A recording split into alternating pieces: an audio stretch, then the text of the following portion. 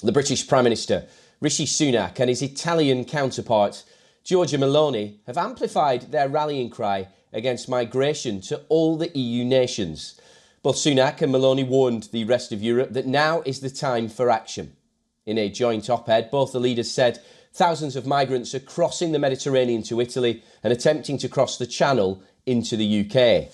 The pair expressed that the failure to stop the flow of illegal migration will threaten Britain and Italy's roles as places of asylum and sanctuary.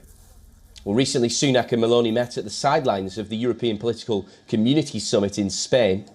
The summit was mostly focused on EU enlargement, defence, artificial intelligence, energy security and the climate emergency. Migration was not originally scheduled to be one of the main focus points. However, the European Union states have agreed on a series of new procedures to handle irregular immigration. Once implemented, the plan would relocate some illegal migrants to other EU states. The bloc hopes to make these changes into law before the next round of EU elections in the next year. However, Poland's Prime Minister, Mateusz Morawiecki, has expressed that he won't be forced to accept EU rules on migration.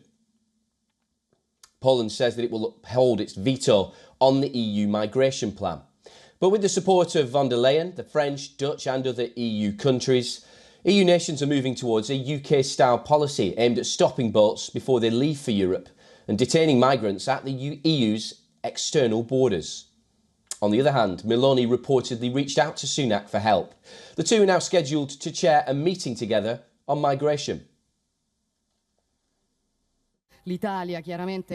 Italy, of course, together with Malta and other first landing nations, is one of the nations that today suffers the most from strong migratory pressure. But we are all aware of the fact that anyone who believes that, given the situation the African continent is experiencing, the migration problem could be contained within the borders of a single European nation is clearly mistaken, is making a big mistake.